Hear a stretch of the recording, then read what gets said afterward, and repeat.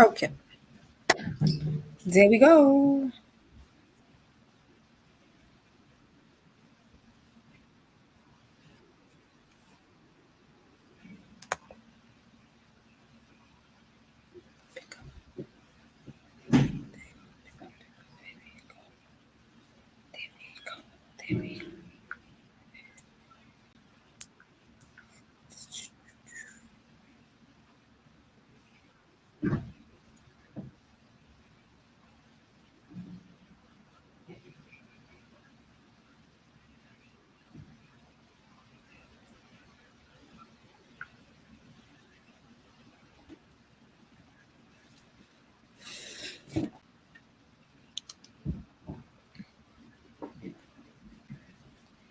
Hi, brother.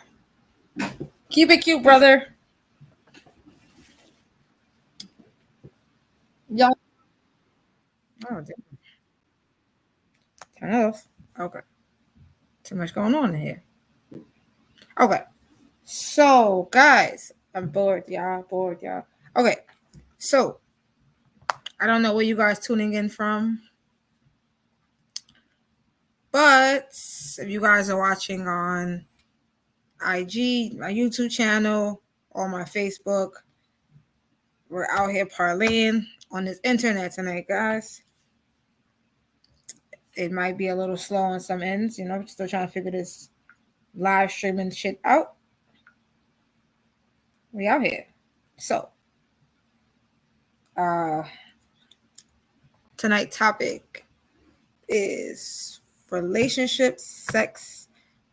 I'm going to read some stories and talk about some other nonsense.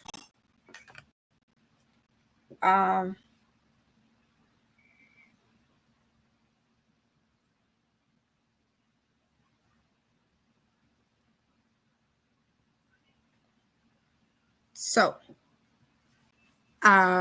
first topic of the evening, relationships. Does age play a factor in the maturity level in a relationship? How old are you willing to date? How young are you willing to date? I'm not talking about like Rob the Cradle dating because it's wilding. Y'all wilding out here. That. But we're going to talk about it.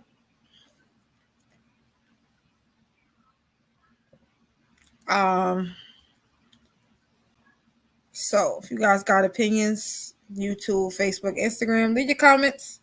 I'll read them as the night goes on. Multitasking at its finest.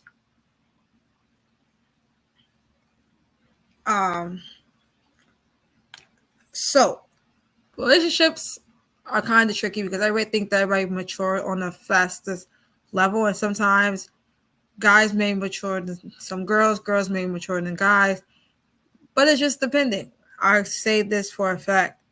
Age does not play a factor in dating because you got these 40 plus men out here acting like they're 21.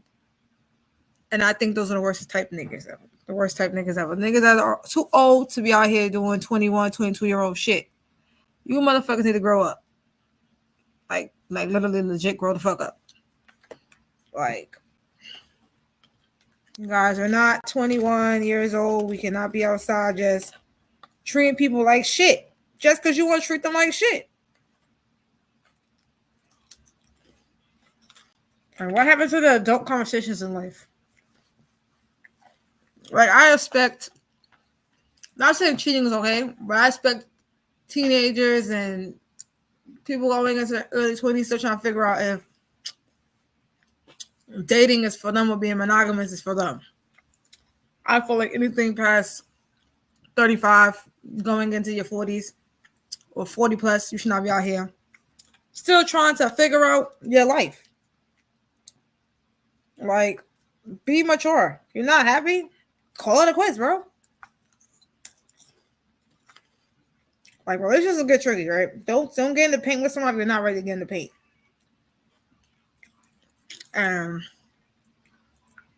That's just a fact.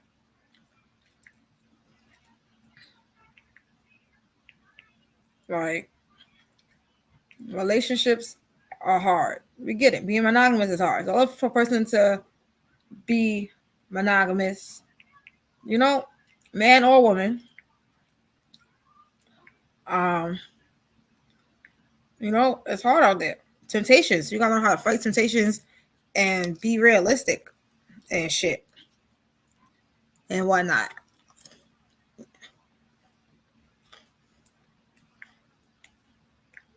You gotta know how to just be a monogamous person or figure out if being in a relationship is for you. Ain't nobody got time for that.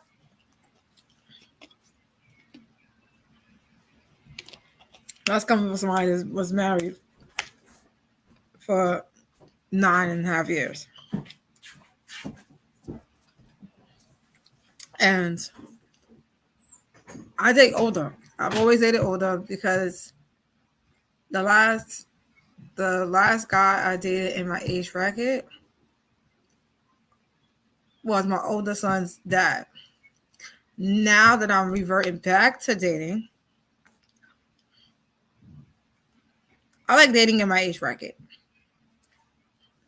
I think dating my age bracket is a lot better.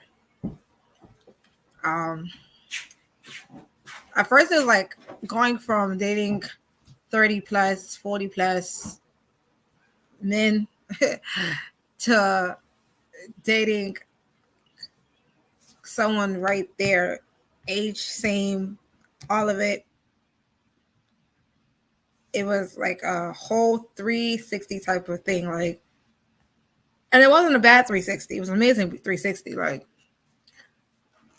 everything's amazing. You know,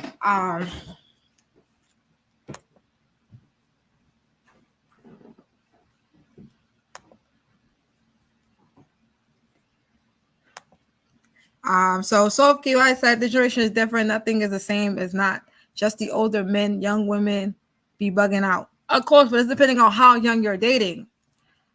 If you're dating girls in their early 20s, you're not going to get shit from them. Let's just be honest. These bitches out here partying, they're parlaying, they're dating to just date, looking for a nigga to pay their way.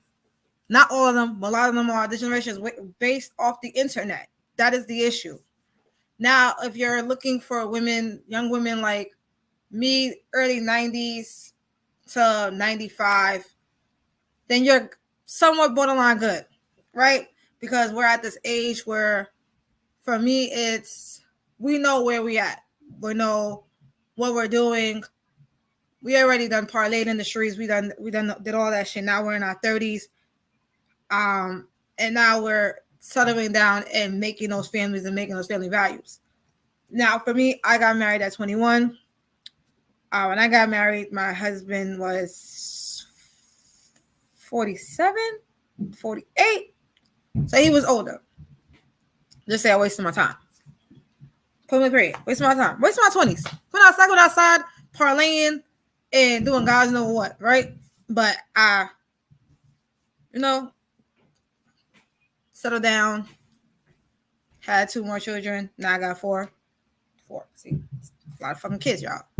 But I don't regret none of my kids. All my kids are a blessing. They're annoying sometimes, My toddler calls me for everything.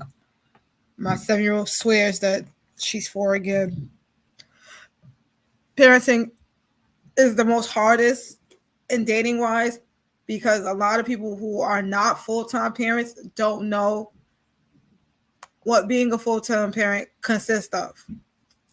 And for me, I'm a full-time mom. Like, my kids come first before dick. I don't give a fuck how horny a bitch is. Like, love my kids. And that'd be the thing. Most people don't be understanding that a woman who takes care of their kids 24/7 don't always have the ideal best time. Babysitting costs money. And I do other things in the midst of being a mom. So I'm also in school. I'm also like working a full-time job, running my outside businesses, and a lot. But I make time for my significant other. And I think that's always the best thing when you have someone that understands what being a parent is. Because we got time to explain this to people. My nigga, it's Thursday. I still got to get my kids up at 6 a.m. to get ready for school. So I can't fuck come outside. Friday, maybe, depending on how I feel. Like, but if you talk about like daytime hours, then yes, But even with sometimes like that, it's just like, it's depending on the situation and how ideal the situation is. I tell motherfuckers off the rip, if you're not ready for a committed relationship, don't commit. Because when you run across someone that's ready to commit 100%, they're not looking to play games. They're looking to be monogamous and be with one person. I think that's how relationship works. And coming from the era where love and romance was a thing, coming into this generation of everybody's just dropping their drawers and everybody's just fucking, it's outlandish. Like, I get it. Fuck who you want to fuck.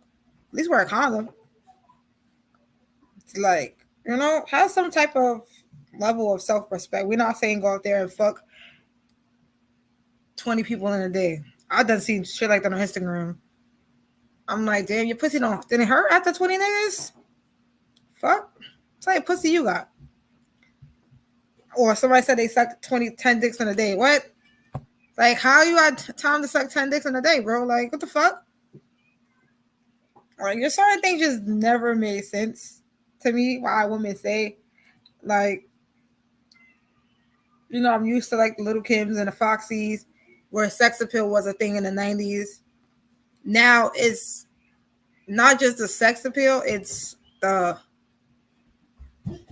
outlandish madness that goes on. And speaking of toddlers, here come mine.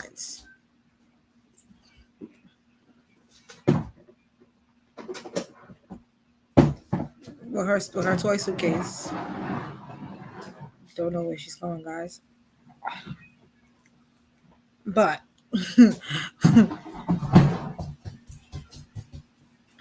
take this out of this mouth before you come on my live. You cannot have pacifier on my live. Okay, because you talk, right? Want to come here and say hi to people? Yes. All right, give me this piece right here.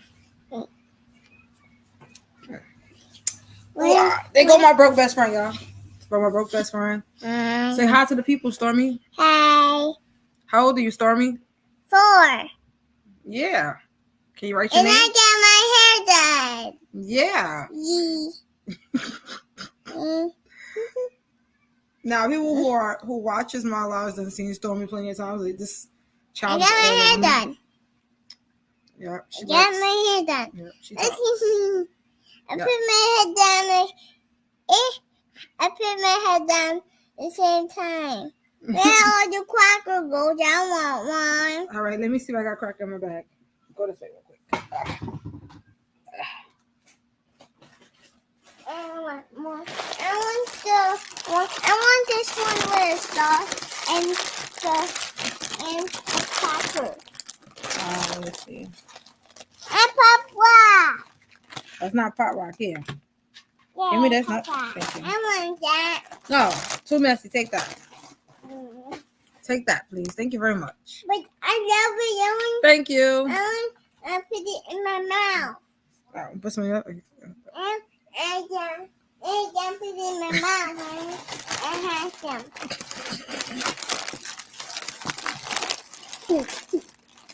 I don't know if there's a lot in here. Let's see. The purple one I can pick. There's no purple here. Put some pink one in here. Hold your head back. There you go. Bye. Go. Here, take your crackers. Go say brother open them. Let's say bye. No, go lay down. Say bye. I want to say bye. Mm-hmm. Ooh. Bye-bye.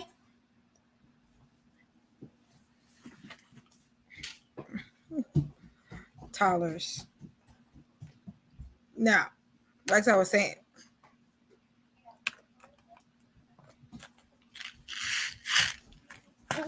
After my game. mm-mm. Mm. Mm-mm. Come on, hurry. My name's Johnny. What's your name? Oh, hurry.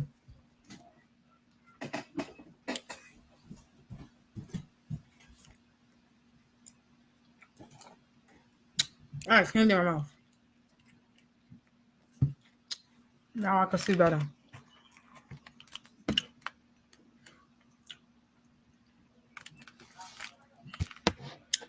Oh, Lord knows I can't see.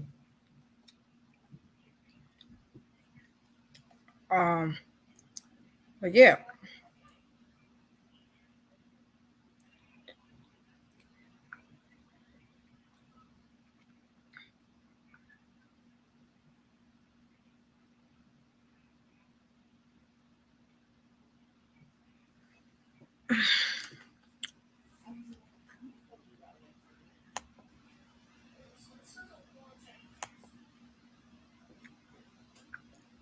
But this generation of girls is just different. And guys too. It's like, I guess because I'm just now coming, and dating, and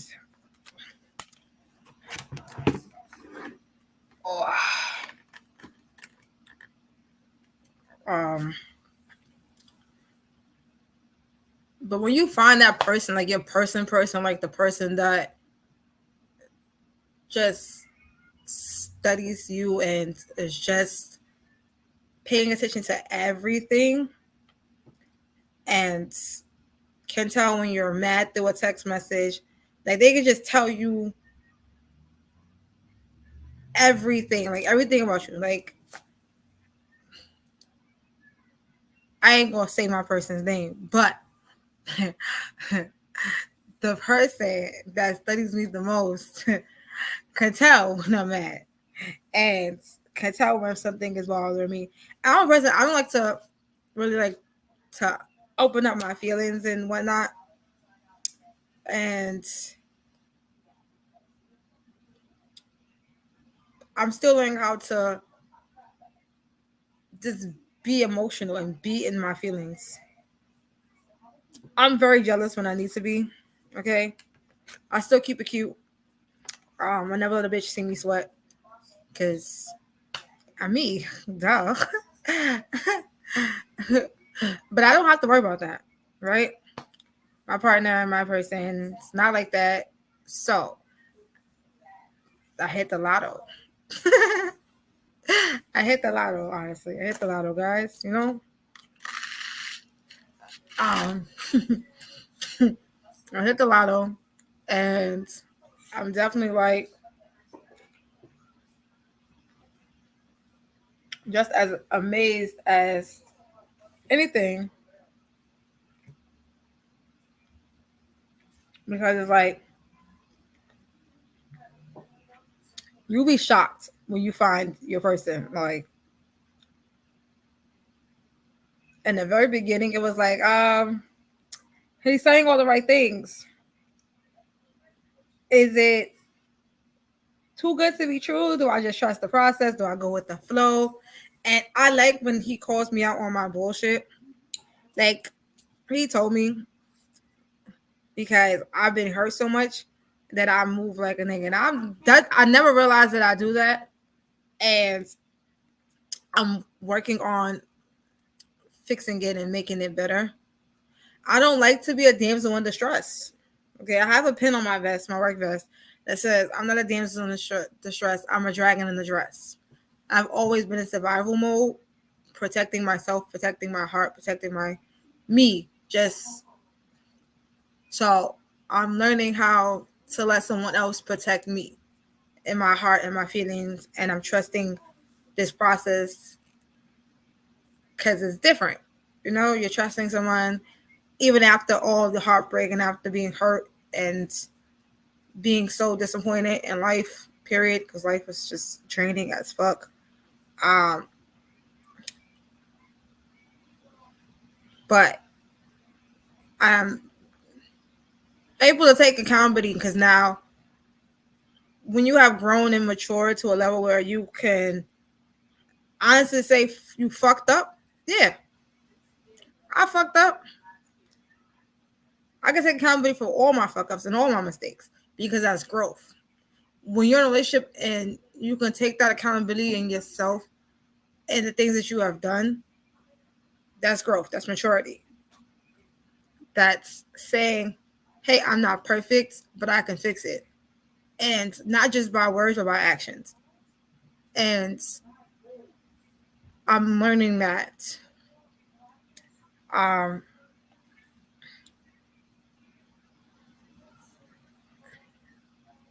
and I like the idea of love. I love this phase of my life of being loved on and loving someone and someone actually loving me and actually giving me 100% authenticity, because it'd be hard to find that in people, especially with me being all about love and just this love girl phase and whatnot. You don't want multiple people, you just want one person.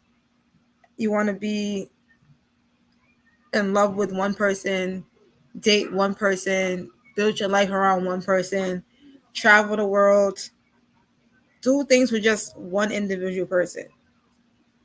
And sometimes going in to relationships, you gotta be skeptical because people will say things and do the complete opposite of the things that they say.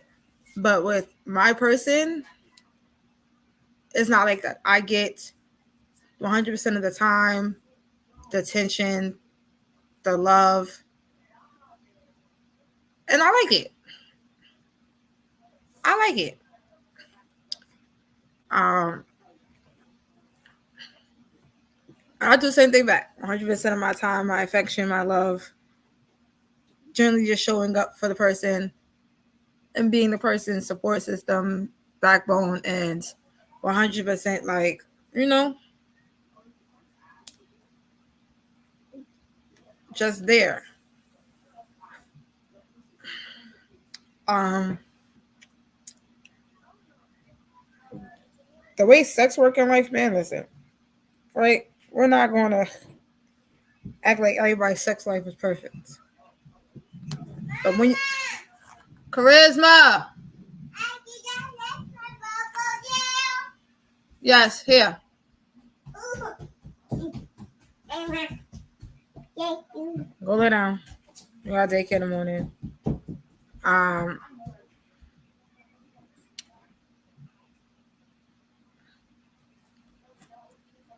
sex is important in a relationship. It comes from somebody that had barely to none to little to no sex in a marriage to now getting sex. I like it. I like to be pleased. I like to please my partner. I like to be pleased. I like to just do a whole bunch of parlaying. Now, my sex drive battery is always at 100.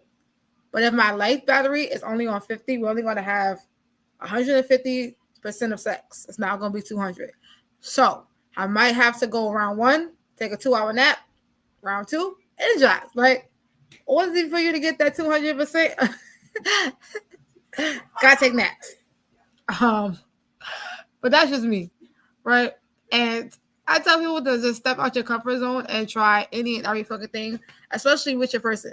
Not with random motherfuckers. Not with multiple niggas. Not with multiple bitches. Like, find that one person that can match your energy, match your sex drive, match your nasty, match your freaky. Because nobody wants a boring person in bed. Okay? Nobody. Because it's like, why? Why? Why we gotta have boring sex? We're not old. We're not white. This is not a religious thing, so we don't need to have religious sex. Like, I need to know, like, seriously.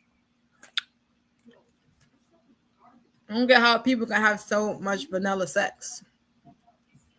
And vanilla sex is just like, either you're doing missionary, 1 round, sleep. That's it. Or doggy, 1 round, that's it. Like, who got time for that? Life too short to be out here having boring ass sex and no sex. Okay? So get your sex drive and get your sex together, because tomorrow not promised. And don't take this as, yeah, let's just go and parlay out here. No, I'm not saying that. We're not out here just go out here and just go fuck most of the people because that's what y'all want to do. I'm not saying that.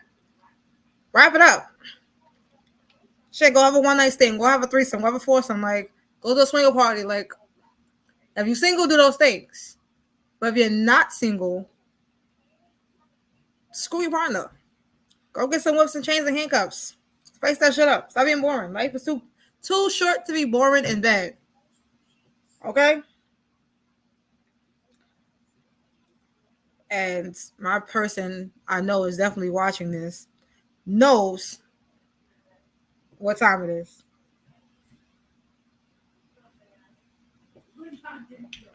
Whew. Alcohol off my phone. Y'all. I can't find a cup currently. Don't know where the cup at. But yeah, life is definitely too short to be out here bored. And my person knows I got whips and fucking handcuffs and chokers and sex playing cards and all types of fuckery to keep us entertained. Definitely. And it's never a boring time. Okay? Let's just say that. I'm not a boring person in any relationship. Okay? Not boring at all. I'm the spontaneous girlfriend. I do the little shit that they say guys like, but a lot of girls don't do. I do those things. Okay? I'm not going to tell you what those is because that's not for YouTube, nor Instagram, nor Facebook. But just know, I'm not bored. And whatnot. Uh-huh.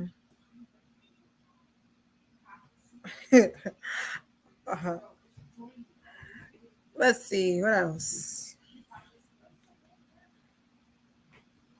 Oh, so not saying my person's name, but this is very funny. And I need to know like girls' opinions on this because I think this is really funny.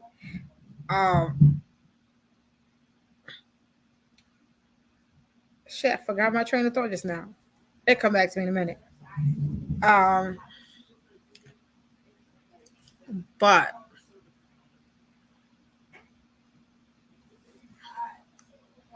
we're on the topic of sex. What was the most freakiest and spontaneous place you guys have ever had sex at? I would like to know that because life is boring. And you only live once. Gotta try a few things, Let me know comments. I'm reading comments all across the board.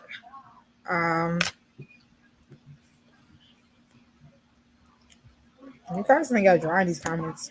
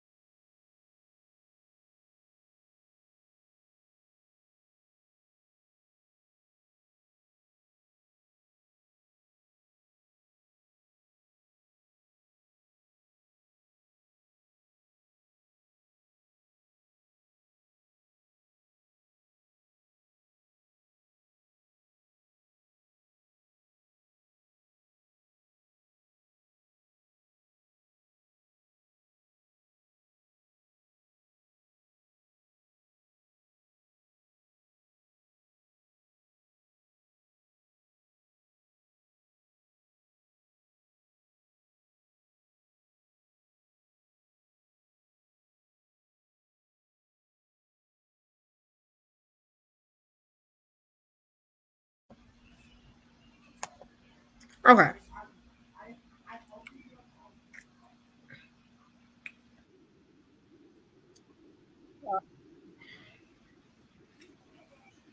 So we gotta turn this down a little bit. How the hell do you turn this right down?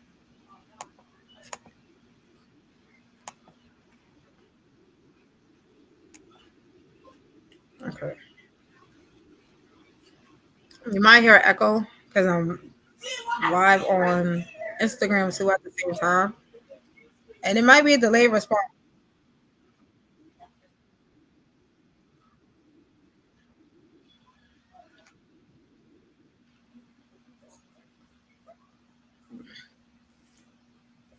So like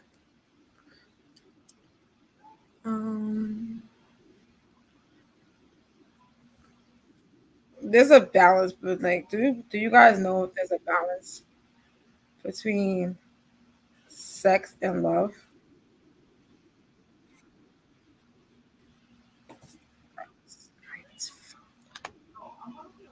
That was annoying. Like the echoing and even though I'm live on 3 different platforms currently, the IG echo is killing my brain. I had to mute it again because we're definitely not on the same fucking, what you call it.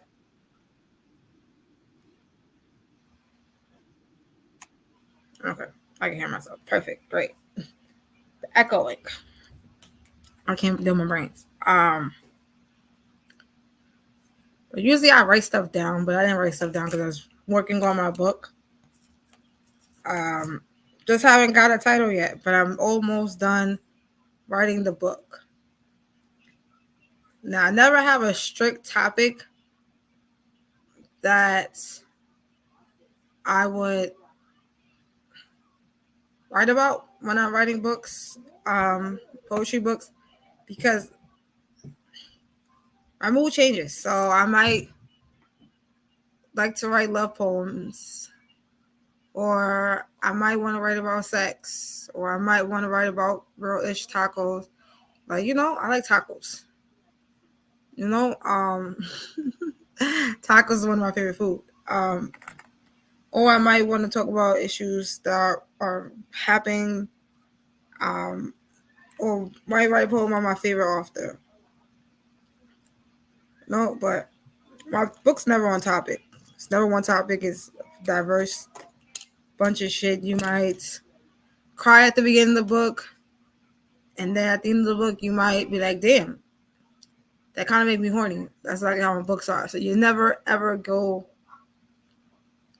wrong if you pick up one of my books. Like I have one book strictly about erotic escapades. Um, that one was a long time coming. Short stories and poems. I like to do that. Um, I was watching this fucking Instagram video of Charmaine the God and on CNN, and he said nobody likes to call out Donald Trump. Like they're afraid to call him out on his fascist ways. And I agree with him. A lot of these platforms that I covered this a presidential debate, um, they never ever want to call him out on his BS. Um, I think a lot of things that he say is very ignorant. Um, I think that he's not a leader, especially not of the free world. Like the shit that he be saying be real questionable, and it's like, all right, I get the country's never been like equal for minorities and Caucasians, but I feel like the things that he's saying, it'd be like, what? Like, how is nobody not saying nothing? Like this man just say whatever he wants, and definitely don't get no backlash because his supporters are so fucking brainwashed. It's ridiculous. Like they sniffing the same cocaine he's sniffing. Okay, And that's the damn truth. Like these niggas out here just real life dumb. I feel like a lot of people only listen to what the media is saying, and they're not really doing their research on the candidates. Like I got people. I got a friend, and I use the word friend loosely. But I have an associate who is a Trump supporter, big time Trump supporter. And no matter how much you will give her facts of all the fuck shit that he has done and continue to do, she still think what he's saying is right. I'm like, yo, it's pointless, bro, because you're so brainwashed. And the facts are right in front of your face and whatnot.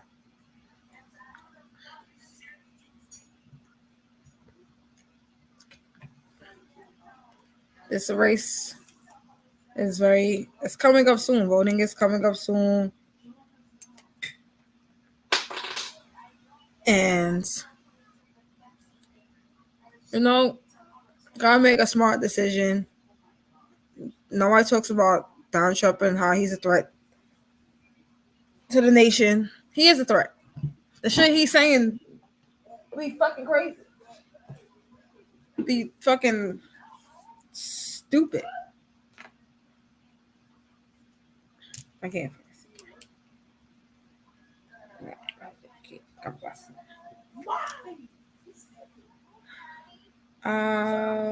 Let's see. I had another topic before the reading to talk about.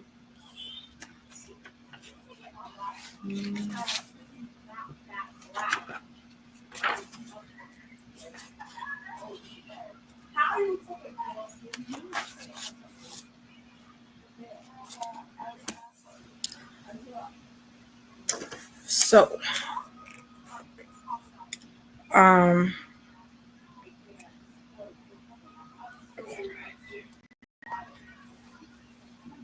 yeah, so you guys always have to know, like, you should tell when a person loves you, right? You should be able to tell between love and lust, right? You should definitely be able to tell whether it's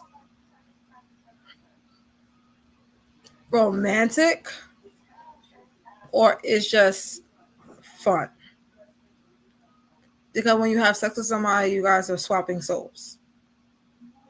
Right? You guys are swapping energies. And when you do that with multiple people, you're swapping energies. Whether it be good energy or bad energy. But you can tell if someone loves you or is in love with you when you're having sex, because the sex is different. It's not just, let's just fucking get this over with. Like, you should be able to tell when the love is present and when it's just lust. Like, if you guys have that platonic relationship of like, oh, that's just my friend, we have casual sex on Fridays, that's your fuck buddy. Cool, got it, great. So there's no affection to that. That's just a quick fuck. Now, with the person you're in a relationship with or dating, the sex should feel different. The person should be in it, like, especially if you guys are doing missionary.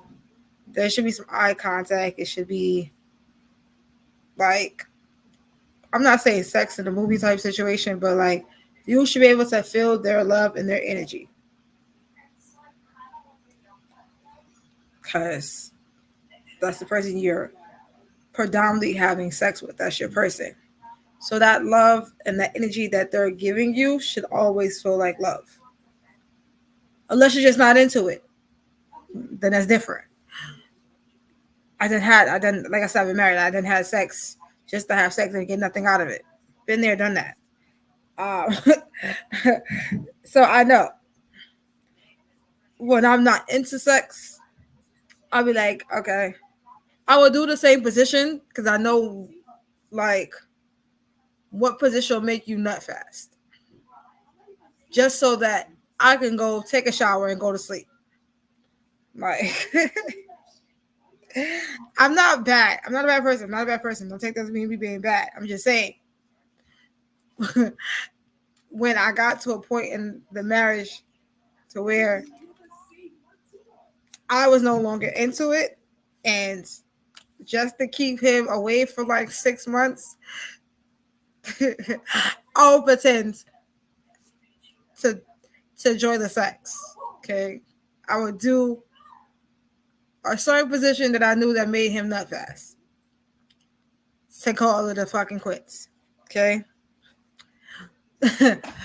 and you only can fake it for so long before like you over it completely.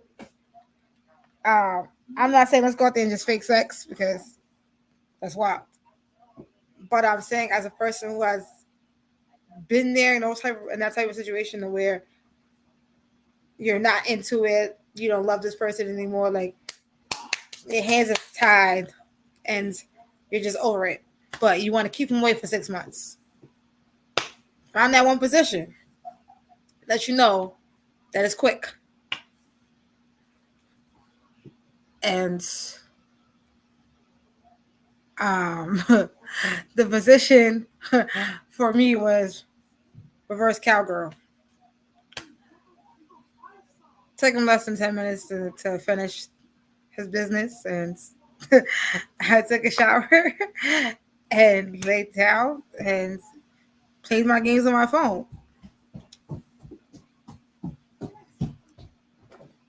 So, you know,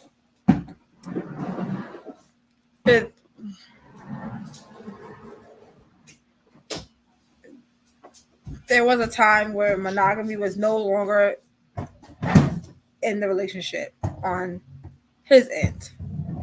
Hey, psst, stop. Also, I forgot her name for a minute. Stormy, stop. Put the toy down and go to bed. Give me a kiss. Give me a kiss.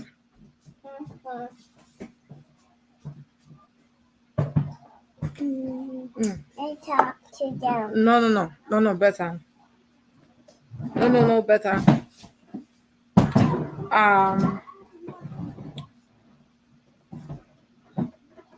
Then the sex stopped. Like, we're not about to sit here and think that you're about to sleep with me or sleep with somebody else. That's not happening. Sex then got cut off. I'm going on airplane. All right, go that way. Bedtime. Do you like to talk to your airplane at me? No. Okay. She's always trying to kidnap me. She's trying to stuff me in her suitcase, guys. A little toy suitcase she got trying to put me in. If I go missing, just know my toddler did it. Everybody go missing at Disneyland. No, they don't. Okay. Go lay down. Charlie get missing at Disneyland. Oh. You know about Charlie? Yes, go to bed. Go to bed. Can I tell you a story about All right, Charlie? you can tell me a story later about Charlie. Go. No, I want to tell you now. No, I'm busy. You can tell me later when we lay down to cuddle. This is why I can't take you serious. Stop doing. She always like me. All right, tell me your story real quick. Once upon a time. No. Tell me your story. Tell me your story. Come on, let's go. Once upon a time, there's a named Charlie who lived in an ice cream truck, and then him come missing, and the kids get your finger out your nose. You gotta come here, let me get it. You gotta booger, let me get it.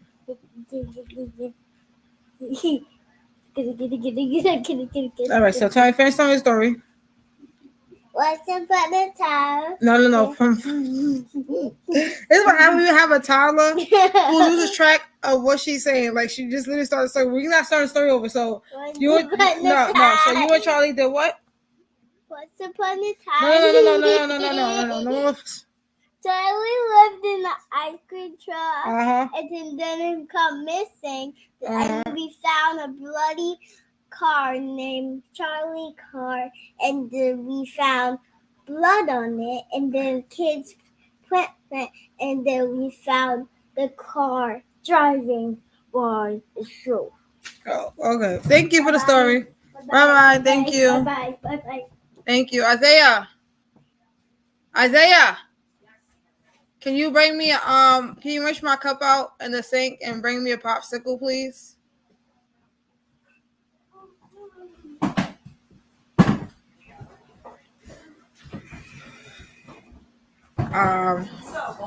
No, my cup in the sink, my glass cup. Hello. She's 4, going on 40. A popsicle. I want a popsicle too. I want a popsicle. All right, your brother gonna get you a popsicle. Why? Why me, bro? Cause you her brother, bro. I'm the boss. I'm the boss in here.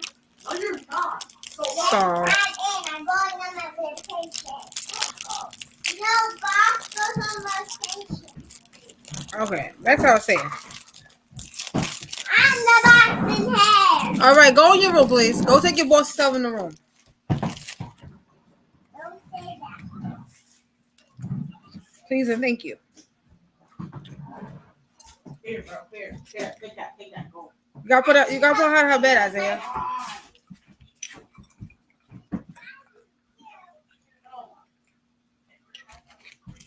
That's how you never mix alcohol together.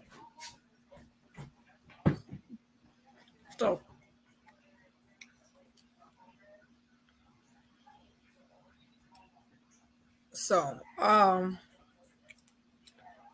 yeah. So you can't go from having no sex to now having sex, but you gotta make sure that you're having amazing sex, especially if you used to have boring sex or no sex at all. So you gotta make sure the person that you're breaking your what I call it celibacy. I don't even know what to call it, but whoever you decide to fuck next, gotta make sure it's worth it. That be the issue, right? Is the monogamy of it, like who I'm about to go out here and possibly get in a relationship with, or who's gonna be my next sex escapade. Like, especially if you're coming out of a relationship and you're not ready to date. Like, you know. But for me, I like romance. I like dating. I like being with one person. Like, I'm too old to be out here just having sex escapades with motherfuckers. But that's just me.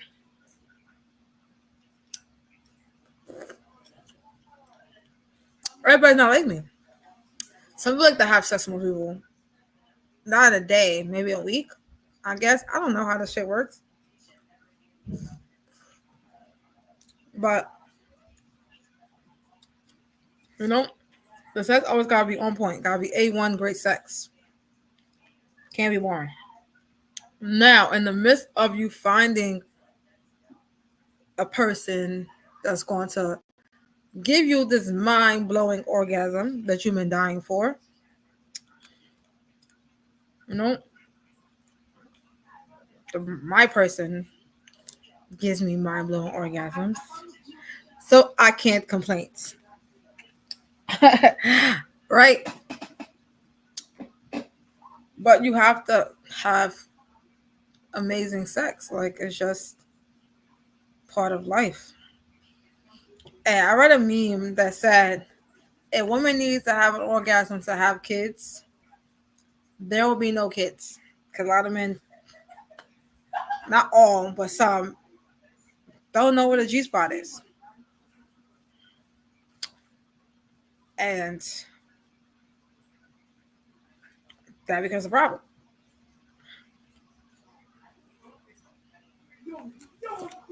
of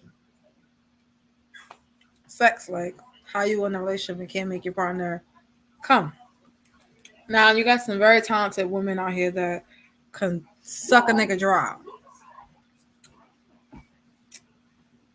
For me, I have a little mouth.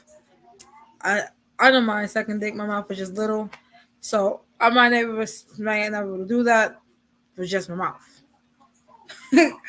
But that's just me. And sucking dick is a privilege because if I'm sucking dick, that means you know actually I enjoy it. But like, I just don't be sucking dick because you know sucking dick is just not for everybody. Like, it has to be like somebody like I feel like oral sex should be safe for someone special. I feel like every person that you date you should not be sucking their dick, eating ass, or eating vagina. I'm just saying, right? Just for beneficial purposes, right? Like, I was like, if you are just a natural freak, I'm not saying take out all your bag of tricks for Tom, Dick, and Harry. Take those bag of tricks out for somebody that's special to you. Someone that's willing to handcuff you, blindfold you, spank you, put that choke on you, and actually show you who boss. Not for every person that walks into your room and you want to pull out that damn magic box and shit. The magic box should be saved for entertainment purposes for that special someone. Now, because my last live that I did got taken down because of nudity, don't get how. Well, I get how because but YouTube sucks ass when they do that. So I'm going to read from my Art of Intimacy book. Um,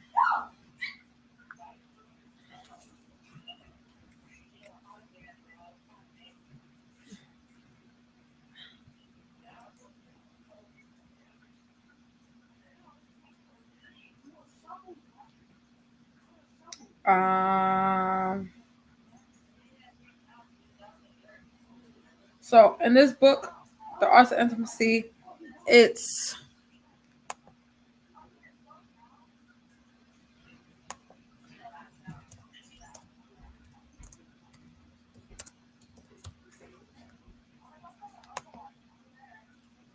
the Art of Intimacy book is a collection of erotic verses, something that I've been working on for a really long time, and I thought that just maybe a book like that by itself would, unalive the dead. No pun intended. But it's a book of short erotic stories about anything from sex at a porno theater to orgies to no sex at all, office sex. But there is a fantasy in there. There is a fantasy in there. And I did get permission from the guy that I used to spend like 2 years ago to use his name in said fantasy. Because at the time when I was working on the book, that's who I was sort of kind of dealing with, quote, because it wasn't monogamous. It was just like a beneficial, friends with benefits type of situation. I played my position very well. No pun intended. But um, I thought the fantasy was funny, and I put it to papers. I put into words with the submission. I used his tag name. And I published the book. You know, so let's see. Let's go down. I might read one story and a poem. Might read two stories in a poem. But let's just check this out.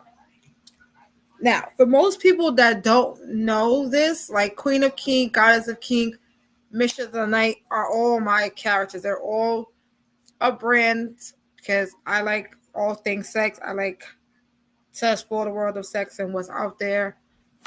So it's a character. It's a very, very funny character. That's a persona that I use for my brand and amongst other things in actual life if I need to. But Mistress is a high level of BDSM. Um, you rank yourself at the highest level you can go. I'm at the top of the top of the top of the top tier freaks. I'm not Diddy freak though. Not a Diddy freak. We're not there.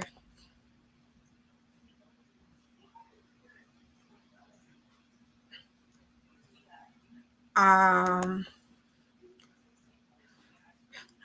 wow, that's a very good question. Um,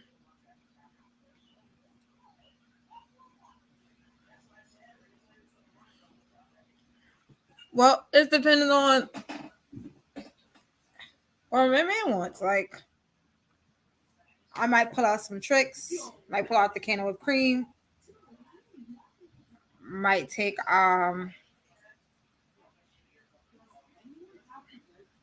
Sometimes I like to do like little videos before it gets too wild because things get wild, right? But it's just depending on what the night looks like. Like, yeah, if me and the person is together and I trust that person enough to make a sex tape, then yeah, we might make a sex tape. We might start an OnlyFans page too while we at it. But I have to completely trust you and know that this sex tape is not going to go beyond what we're doing right now. Like, I have to be in that level of trust with the person, honestly.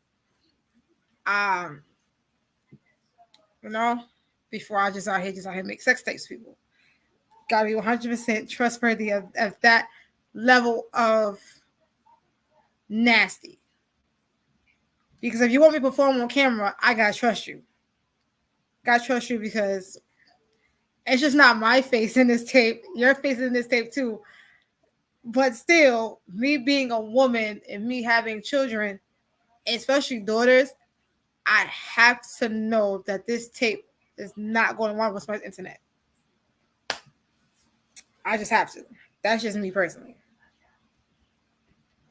There's some women out there that will have a sex tape with every nigga they talk to. I think that's outrageous. I think that's a level of trust.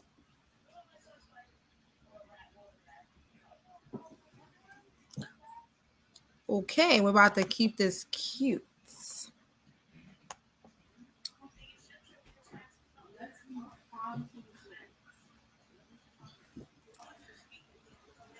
All right. Um,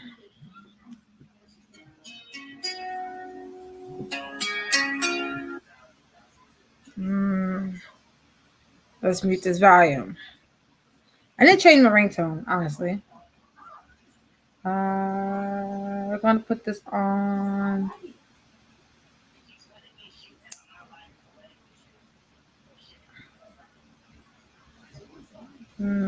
Change the volume. It's going lower. We're gonna put that phone on vibrate right now. Um,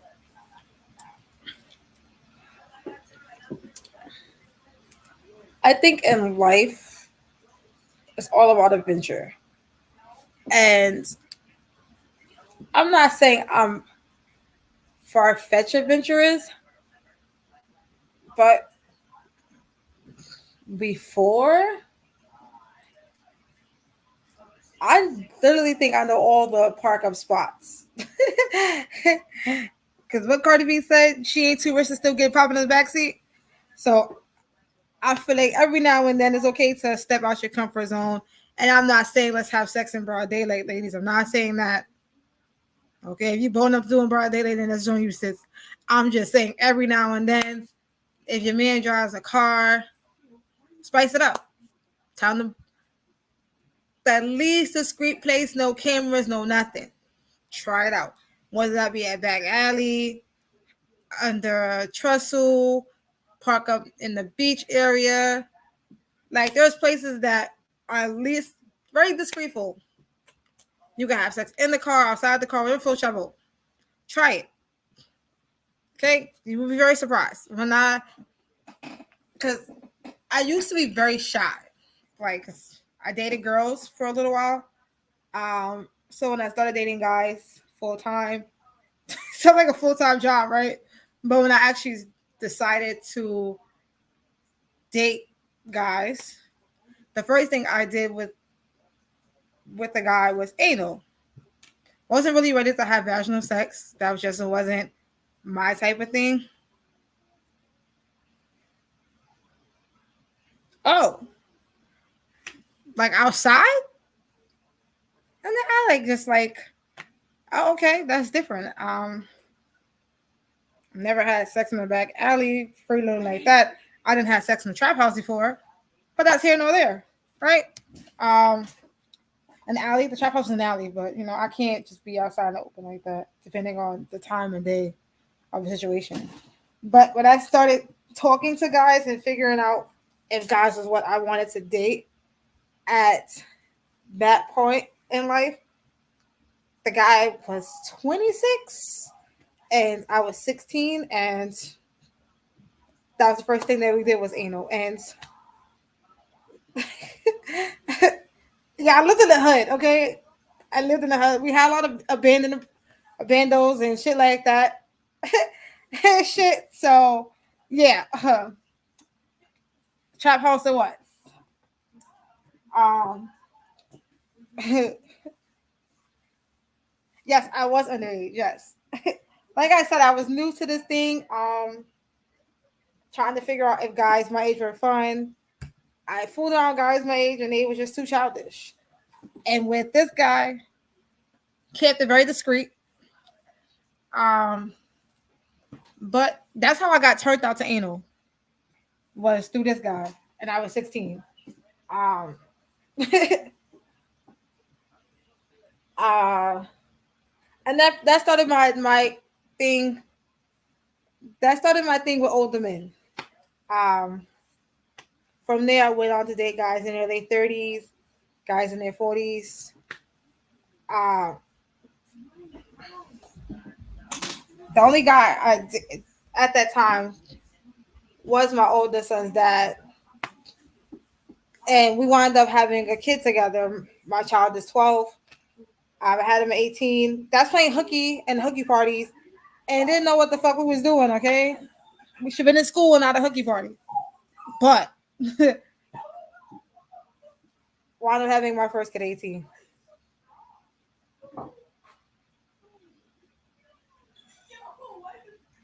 I don't know, honestly. I guess because at the time before I lost my virginity, Isaiah, Isaiah, come here. Why couldn't she not just do it herself? What question time? Okay, so why did I choose to do it so young? Because at the time I was still a virgin, and I was scared to lose my virginity. Was scared to lose my virginity. Even though all my friends was having sex at younger ages, I still wasn't ready. Um, I was the only actual legitimized no pop cherry version in my friend group at the time. Like all my friends that lost their virginity at 10, 12, 11. They actually out there having sex. I just wasn't into Sex, vaginal sex. I dated girls. I had two girlfriends. One lasted longer than the first girlfriend. Um, and my last girlfriend was my last girlfriend.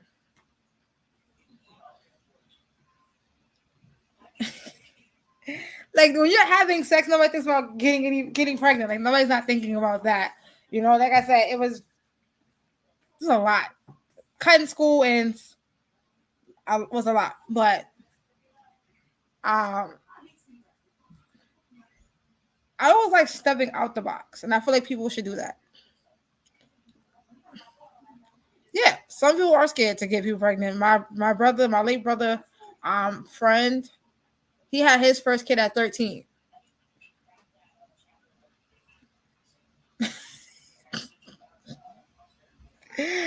Uh, I'm currently teaching my preteen about condoms and how not to make me a grandma at 35. Um, um, but yeah, like nobody was thinking about it and shit and whatnot. But life happens, you know. My son actually saved me from my own fuckery. It would not be fuckery. I was doing a lot, not as far as sex wise, but like just a lot.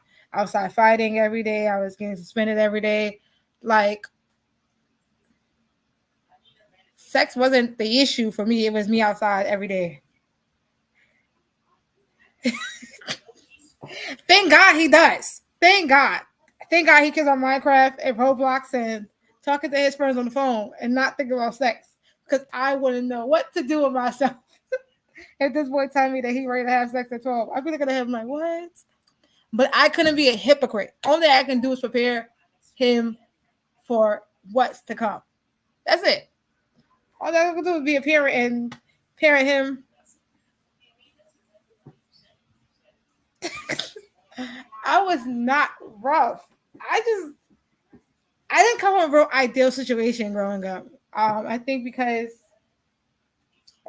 life for me was difficult because my mom was sick. My mom was in and out the hospital. My mom had brain cancer and she had lung cancer. So she was always in the hospital. So as someone who had to grow up quick and had to basically rely on themselves and their siblings, it was me and my two brothers. This is when me and my brother, my brother went to jail for 4.5 years for a gun charge. But life was rough, and you know I acted out a lot. I acted out a lot. I joined the gang at 13. Like I acted out a lot. Like I had real bad issues. So taking dick in my ass was the least of my issues. It was more about who I'm gonna be up today. Like that was the life that I lived.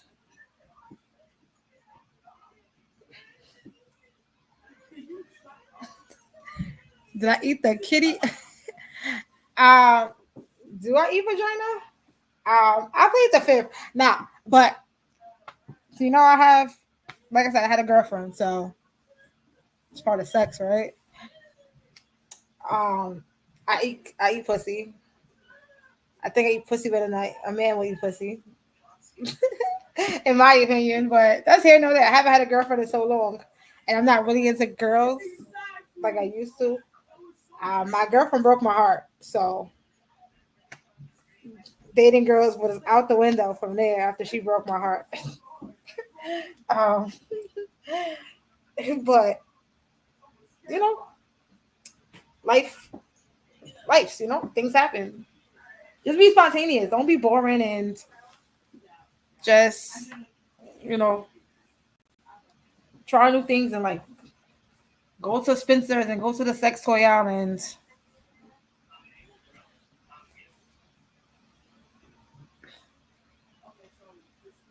Um, I just choose not to suck dick. That's just like a choice. Like I feel like sucking dick is for um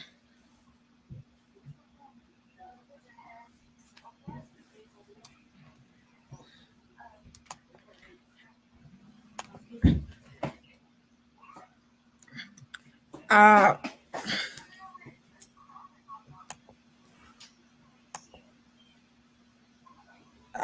let's see.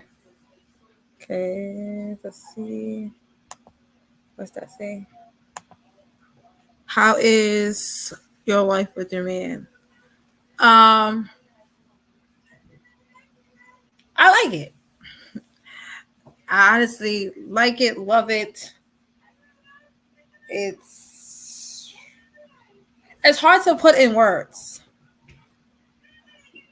That is oh, I didn't say the comments. It's hard to put in words. I do write poems about him, so I'm better at writing sometimes than actually speaking my feelings because sometimes it sounds better in my head than it does coming out because I talk to myself a lot. Um, but I wouldn't trade it for the world. I love the idea of love. I love love, and I love that the love that I'm getting.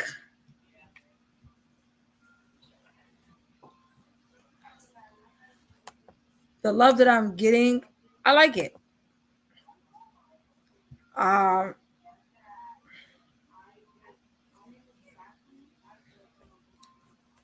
in a minute, the poetry's gonna come in a minute. The poetry's gonna come in a minute.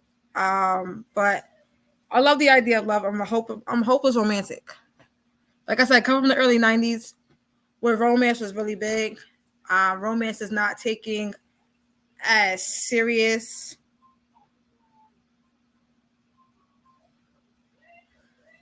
Copy.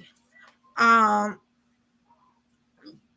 but I'm all about romance and whatnot.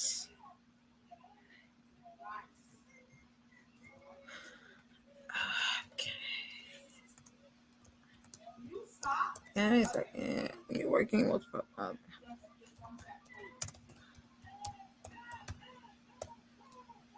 Um.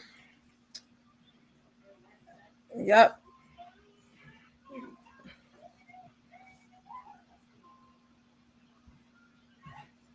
Gotta be stress free. Duh. That is the best part of life. Letting things roll off the shoulders is the best thing. Because you can't control life. I feel like stressing over life is just going to stress you out more. I got to continue to look 25. Okay. I don't want to look 40 before I hit 40.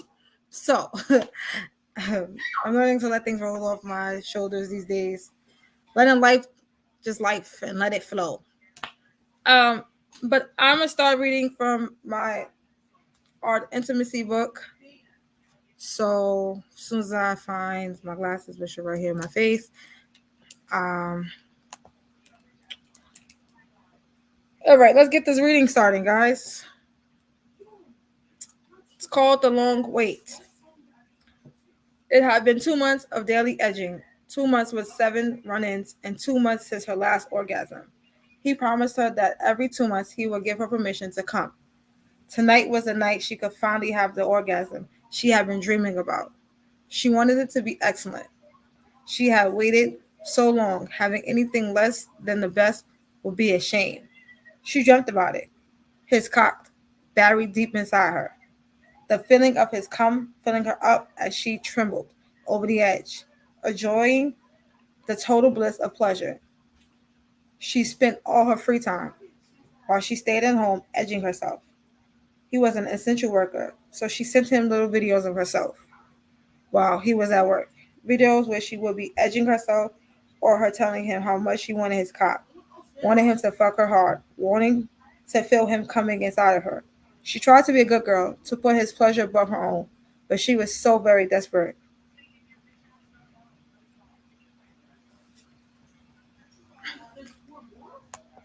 Sitcoms after story. Um, dang. Desperately, she could hardly stand it. When he got home, she waited for him on her knees, in her collar, his favorite heels, and nothing else. She begged to suck his cock, which he allowed to idle, stroking her hair as she bobbed her head up and down on his shaft.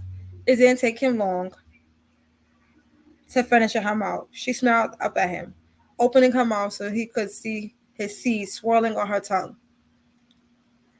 This is a lovely way to be greeted.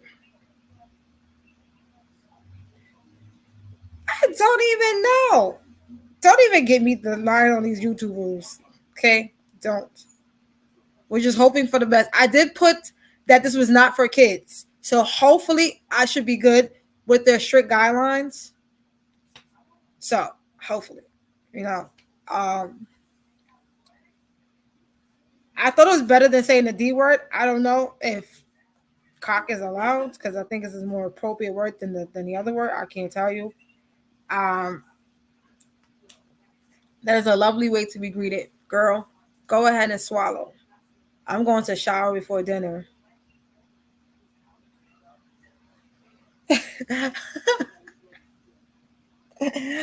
I I probably do. Who knows? But it's just dependent on the topic of the day. Um, he stroked her hair, kissed her forehead, and headed off to the shower. She was attentive throughout dinner, prepared his favorite meal, fetched him a cold beer, and ate kneeling at his feet. Still, she started to worry. He hadn't mentioned anything about her orgasm. Not that she thought it would be at the top of his mind, but he had reminded her earlier that week that today would be the day. He couldn't have forgotten. Could he? She didn't want to bring it up, which would be selfish. She washed the dishes while he finished his beer, doing her best to make herself appealing. She leaned over a little further to the sink, bent over to display her assets, and tried to entice him. But he seemed distracted or disinterested and hardly paid her any attention. He left her to finish the dishes and retired to watch TV. Finally, she joined him, kneeling beside him. Is everything all right, sir? She asked softly. Yes, just a long day at work. Come up here. He patted the couch next to him. She said next, and he slid his hand on her thigh, pulling her legs apart. Spread your legs wider, girl. Not moving his hand from the inside of her thigh as she did so. He slowly ran his hands up and down her thigh, teasing her. But it was enough, her body trembling with desire. She would find herself edging repeatedly without either of them touching her clit. The seat underneath her was slowly becoming damp, and inside of her legs was becoming wet. Each edge made her hips buck and her body tremble and shake. She had long since lost track of the show as on TV in constant pleasure. Please, she finally whimpered. Please, fuck me. God, I can't stand this any longer. Please, sir, I want you. I want to feel your cock inside of me. God, please, sir, she begged, leaning against him and panting. Aw, is someone a needy little girl? He cupped her cunt, squeezed it gently, causing her body to shake and grind against him. I am not actually in the mood for sex tonight, girl, but you can give me another blowjob. She sucked in her breath and whimpered, but sir, today is the day I get to have an orgasm. Her body is trembling with desire. Well, you can still have your orgasm, girl, after you finish sucking on my cock. You can lay right here and rub your clit until you come. Give me a nice show, he told her, encouragingly as he gathered her hair in his hand to guide her to his lap. She felt her stomach drop. An orgasm like that, without his cock in her, would be nearly like having a ruin. It wouldn't be enough. She had dreamed of coming on his cock, like dreaming of a feast when you are starving. Seeing it through the window, but instead giving a slice of dry bread. But sir, he watched her expression, holding back the smirk as he studied her face. But what, girl? You want your orgasm? That is how you can have it. Or he tugged on her hair, pulling her face down to his crotch, turning it so she could look up at him, even as her cheek was pressed against his growing shaft. Or what, sir? She asked, her body eagerly tingling from his fingers and her hair, from that edging of anticipation. Or you can wait until your next orgasm, and I'll let you come any way you desire. I'll fuck you hard and let you come over and over again. The struggle was evident on her face as she weighed her choices. 2 more months without coming, 2 more months of edging and run-ins, 2 more months of constant arousal, and no hope of release. She bit her lip, sucked her breath smelling him, feeling his cock against her cheek, remembering how good it would feel to come on his cock, to be filled with him. I will wait, sir, she said softly. That's a good girl. And he tugged her hair, pulling her mouth to his cock again. That's called the long wait. A lot of those words come from BDSM. Sir is a term to use for your dom. A dom is a word. Submissive, which is the girl in the story. She's very submissive to the man. Edging is basically edging yourself to the point of coming but not releasing. So, the next short story is called Redhead. Now, this one right here is a fantasy. Like I said before, it's fantasy with the guy's permission. I did use his tag name, but it's one of my fantasies that I decided to throw in the book to kind of make it interesting. Um, but it's called Redhead. And mind you, you can find this book on Amazon. I can definitely put the link. If you type in my name, um, my author's name on currently this is my author's name. I'll probably change it on Amazon.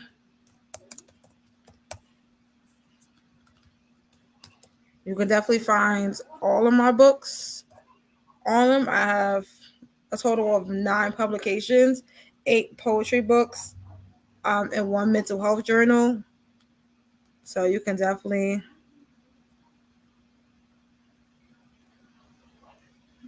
yes, that's in. So the poem about my man is in my new book that I'm still currently working on. Um,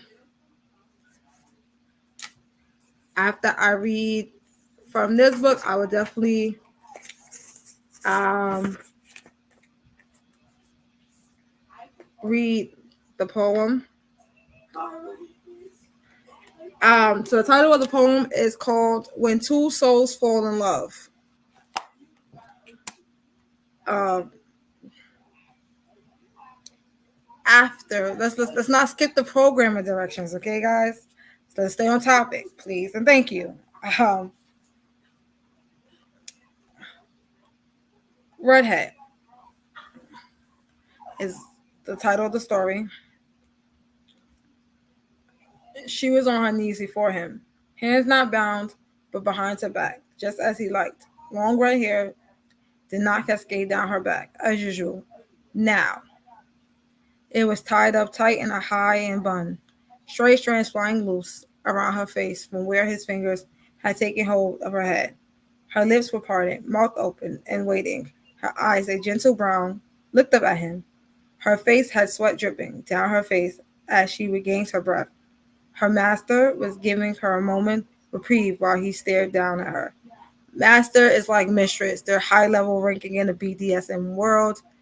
To get this level of submission from your partner, it takes time, but your partner has to be able to trust you to go from you just being Dom or Daddy Dom to being Sir to now being the master, which means that you dictate what your partner does. Now, some men like to be dominated, so they're more submissive. A mistress or a switch is kind of sort of what I like to do, but I'm more submissive than I am dominant. But you got some. I've run into men that are that like to be dominated, that don't mind you flogging them and doing crazy shit like that to them. So we all have been there. Let's see. Have you been a good girl today? It was the first thing he said since he walked into the room, as she had already been in position when he entered, chest bare, only a black lace thong covering her hips, on her knees with her mouth open for her master. Yes, Daddy, came her breathless reply. He stepped forward once more, the tip of his dick brushing her lips. Ivy shuddered with anticipation, mouth opening wider for him. We are opening wider for him. Now, Ivy It's an alter ego. So when I would meet guys, when I first got separated, Ivy, Roxy, China, those were names I would give guys. After a while, if I did feel comfortable or like we did continue outside of what was attended, then I might tell you my real name. But Ivy was a name that I would tell people that was my name to avoid giving somebody my actual government. Oh. You listened to me all day. His eyes were cold as he looked down at her, a Costco hand stroking her cheek. Yes, Daddy. Her tongue darted out to wet her lips before she held them open for him once more. The good girl, he muttered, had her melting, her panties damped further. His hips moved forward, his cock pushing into her mouth, and Ivy sucked him in greedily. Greedily. She kept eye contact with him as he hit her throat, her lips sealed around him, her eyes watered as he held her head there. No breathing for Ivy. Now, when you do this level of sex, always have a safe word. Just don't be philandering out here in these streets. Um, she had been a good girl practicing holding her breath to take him longer, but he liked pushing her limits. It was her gagging that had him pulling back slightly, just long enough for her to take in a breath before he slammed into her once more. She moaned around him, tongue caressing his shaft as he slid smoothly in and out of her mouth. Touch me, Ivy. Her hands quickly left their arching position behind her back to stroke him. One dainty hand with pink nails gripped his dick at the base, while the other cupped his hefty sack, rolling and massaging it. He growled lonely at her obedience. She was such a good girl, a good, gagging little girl. As she swallowed him whole, his fingers gripped her bun tightly, pulling her face forward and back while his hips followed the same pattern. She would breathe through her nose when she could, never breaking the tight seal around him. Ivy could feel his scrotum tighten as Zig neared, released, but he pulled back, his cock slipping out of her mouth with a wet pop. With a whimper of wanting to leave her, Zig smoked down at her. Not yet, little girl, he spoke. Zig leaned down to grab her upper arms, hoisting her up onto her feet. Get over here. His head nodded in the direction of the bed. Ivy did as she was told, breast bouncing as she walked towards the bed. She stepped only long enough to look back over her shoulders at him. Like this, Daddy? Her voice was sweet and he was rough. Just like that, he pressed the hand between her shoulder blades to bend her over further. His palms smothered over her top bottom, round and round each cheek before he pulled back and swung forward with a stinging slap. Ivy flinched at the contact, a red handprint blooming on her bun. He slid his hand over the offering cheek before pulling back and hitting her again. She couldn't help the soft moan that left her, couldn't stop her legs widening and bottom swaying as she silently pleaded for more. Three smacks in a quick succession had her crying out, Thank you, Daddy, her back aching. Lifting her bottom higher, he chuckled deeply at her reaction. Such a good little whore. His hand smothered down her butt to the back of her thick thighs. His nails scratching the sensitive flesh. He brought his fingers up to the expert of her legs. He could feel how wet she was through her panties. It had him growing harder. He dropped to his knees behind her, face level with her bright red bottom, her scratched up thighs, and her soaked pussy. He leaned into her face just a breath away from her. She could feel him behind her. She could feel his breath on her most intimate area and whined at him for more. Please, Daddy, she begged, though she didn't dare move. Please touch me. She couldn't see his grin, didn't see his silent chuckle, but she could feel his breath against her, spreading goosebumps on her thick thighs. Her pussy lips were fat. He spread her legs wider so he could suck one into his mouth, biting through the lace of her thong. Keep it. She kept still. She knew if she moved, she'd pay for it. His fingers trailed up her inner thighs, grabbed hold of that thin material, and pulled it aside. Her pink lips glistened from him. She was always wet. He licked her deftly from cliff to click, his tongue swirling around the arousal bud, pulling a low knee cry from her as he did. She was so aroused, she burst in any moment now, but it wasn't time. He pulled away from her clit, lower to her opening, gave her a flat, bored lick there, teasing her in a way that left her wanting. The hand that pulled the thong came up to her entrance. One finger slowly slipped into her, baiting her. He wanted her to disobey, move, rock back into him, but she knew better. Ivy bit down on her hands to keep her calling out from screaming. It wasn't time, not until his cock was in her was she to call out, to beg for his cum. She was being a good girl. One finger swiftly turned into two. That slowly stroke became a complex, curved thrust, and he grazed her sensitive spot every time he pulled his hand back. The lower moans and soft cries leaving her were heaven to his ears. He stood, fingers still working their magic, and used his new angle to get better leverage. He was pumping harder, coaxing her to squirt into his hand. She was close, so close. Good. She could feel the orgasm building. Can I please come, Daddy? Her voice was high pitched as he kept on thrusting. Just a bit more. She was nearly there. She received no answer, just the absence of his fingers to be replaced by the thick head of his cock. Wet as she was, he slid into that pussy with ease.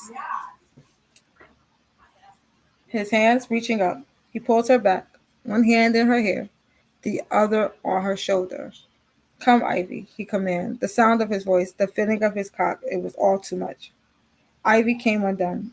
In a matter of two painful deep thrusts, she pulled back against him, grabbing her ass into him, feeling his long shaft fill her tight hole, and screamed out his name.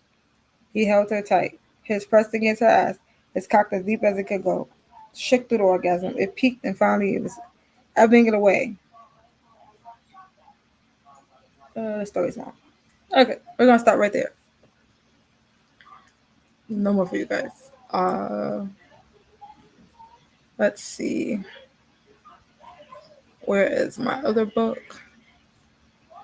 Okay. I have transmission from paper to typing the manuscript. Um, let's see. Um,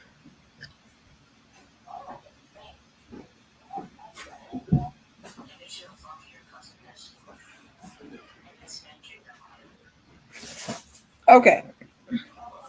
So this poem from Quiet Minds I Want to Know is called In the Quiet of Souls. In twilight's hush, whisper entwine, echoes of heartbeats, entwined sights. Slight gazes meet, a dance unfolds, enhanced merge, a symphony of two. Dreams were dedicated, lace entwined. Infinity moments pause, suspend boundless horizon. Serenity found two souls colliding, becoming one. Embrace of shadow, mizzling light, time surrenders, eternals entwines. Slight murmurs echo, heartbeats align, and the quiet of soul, love whispers. That one is about when two people fall in love. My person. I don't know if he's still watching, but Big Daddy, I love you. But it's been an hour, almost 2 hours. I still have to get up at 6 a.m., guys. So 12:42 in the morning. Um,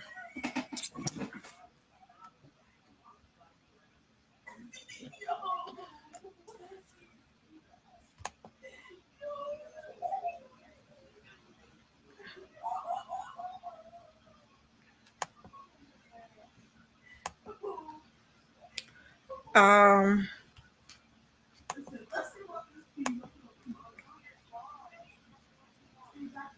yeah, so this was fun. Conversation was great. Learned a lot about people that did comment. um,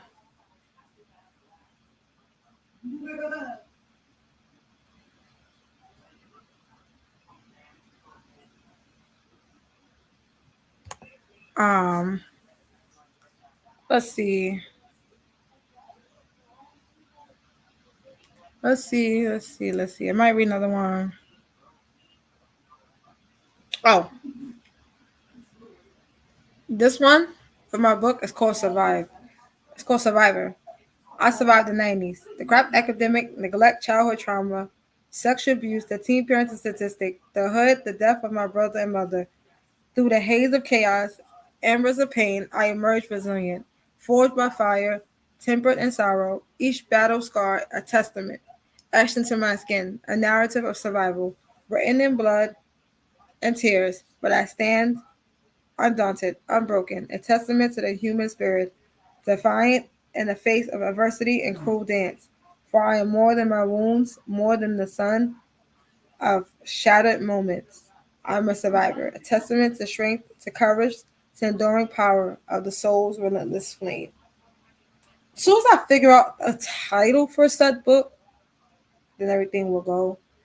Um, but this book, like I said, is freelance. It's a lot of poems in there about Big Daddy. Big Daddy doesn't need a name nor a face. Just know he's there. Um, my person. Um,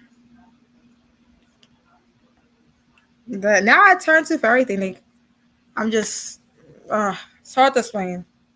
Buy the book, read the poems, you understand. Because I don't think words can really describe him. Um, it's the actions that I fell in love with. The actions of how he made me feel. He sees me, he hears me, listens to me, and um, I think that's all a person really wants. It's someone that's there and that's gonna be 100% with them at all times, and the bond that we have, I like it. We vibe. Like honestly, we vibe. It's always a good time. It's never a dull moment with laughter and parlaying and amongst other things that I do. We do together. But yeah, when you're a person, you find your person, stay with them. Stay with them. Love on them, and enjoy each other's company. Life is too short for lack of communication, lack of trust. I feel like communication, trust, and respect are the biggest things. And I'm a hard listener sometimes. Like I said, I've been in survival mode my whole entire life. So coming out of survival mode and now having someone that's protective of me, I'm getting used to. And I'm just not used to being sort of kind of the damsel in distress. I'm the one that comes in and kicks in the door all the time. So having someone that's coming in, protecting and willing to kick in the doors and be my person and be my protector, I'm getting used to it, but I like it. I can listen a lot better. I've been told I'm not listen at all, even my friends. um, the lack of respect, working on that. I never want someone I'm with to feel like I don't respect them. 'Cause honestly, I do. I just have a really weird way of showing it. Um, but I definitely love my person very much, in love with my person. That's why his name is Big Daddy. He leads properly. Um, and with that level of submission that I've submitted to this man, he earned that. It wasn't just given freely. He earned my level of submission, and when you lead properly, you earn it. And he's been leading from day one, and I'm gonna let him continue to lead, and I'm gonna just hold his hand while he leads. I'm gonna be his backbone. I'll be his support. I'll be the balance beam that I am, because I'm a Libra. That's what we do, balance. Um, I'll pick him up when he falls. I'll pick him up whenever he needs me. So Big Daddy, if you're watching, just know I love you, and it's like death row without the killing. You're my. This is Bonnie and Clyde, Martin and Gina, without the Bonnie and Clyde without the shootout. I don't like guns. We're not about to get shot up in the car out there. And Blaze Glory, we're not doing that. But just know that it's definitely there, and um, this love thing I'm on, these love poems are inspired by the love that we do share. Me being in love, him being in love with me, inspires a lot of the poems, a lot of the love poems. I have two playlists on my thing. I have heartbreak playlist and I have my in love playlist. But my music is so diverse, so you might get some country music, you might get blah blah blah blah, and some other stuff, some trap music here and there, some drill music. I'm more of 60s, 70s, 80s type of music, 90s, anything early 2000s I still listen to. I like some of the new stuff that these people are putting out. Not all of it. Can't understand mumbling rapping for me. But hey, that's here nor there, right? Everybody can be a rapper these days. I'm about to go on tour and be a rapper. Yeah, so catch me outside this summer, well, next summer, and watch this rap battle. Because I don't know how to rap at all, but we're going to learn. Since everybody can do it, it's a job now. But there's a poem, there's multiple different poems in this book. And in the book itself, you'll find out my person's name. It's in there. I wrote things like 2 poems blankly with his name in it. So maybe one day you might catch him up here with me. You might actually get to see Big Daddy and put a face to the title. Just know that's my fish. I cut people for less. That's my fish. So, thank you for parlaying with me for these last 2 hours. Damn near it's been 2 hours. Thank you for the people that did comment, for the questions, listening to the stories and the poems.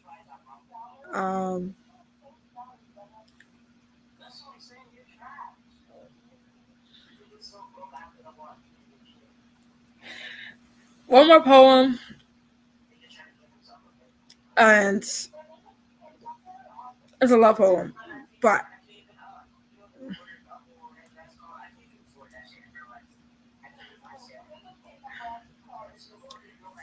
when this poem directly has the person's name in it, but I'm not going to name the person.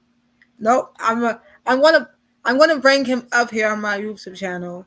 Like, you're gonna see us together, and then you can put the name to the face. I'll do that, but I will read the poem. It's called Promise.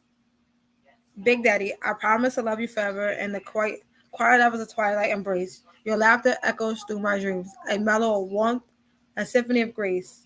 With every heartbeat, your name whispers, and the scarred space of my heart keep where echoes of promise softly linger, and the gentle murmur of our love deep. Forever entwined, our souls dance in the rhythm of endless tomorrows, through the seasons of joy and chance, weaving dreams on paths we borrow. Big Daddy, I promise to love you forever, and the echoes of promise unbroken, where time stands still and hearts endeavor to write our story an eternal token. Maybe you find out who Big Daddy is next week. Maybe we'll find out to next year. Who knows? Just stand by for the mystery unveiled. But definitely, thank you guys. Definitely check out Amazon for my books. Um, definitely look out for the new one that's coming out soon as I find the title for the book. Um, definitely catch me again. Um, November 8th for COPD Awareness Month. My tribute live to my late mother, Regina Bailey. My forever heart. Um, Definitely put pictures up in the slide too, so you guys can see my mom. She didn't really like taking pictures because she was real skinny. Um, but the little pictures I do have, I'll definitely add them to my live, so you guys can definitely see my mother and my best friend. And I'll definitely drop you some interesting facts about my mother too, because she was a very funny lady with her funny walk. She walked like George Jefferson down the block with her cigarettes in one hand and her Molly's in the other hand. Not Molly's pill wise, because I still want it looks like Bailey's, but it was called Molly's. That was her signature drink. Before she couldn't really move around anymore. But yes, she walked like George Jefferson. She did. And she gave no fucks about anything. My mother had no filter. And did not give a fuck about nothing. Okay.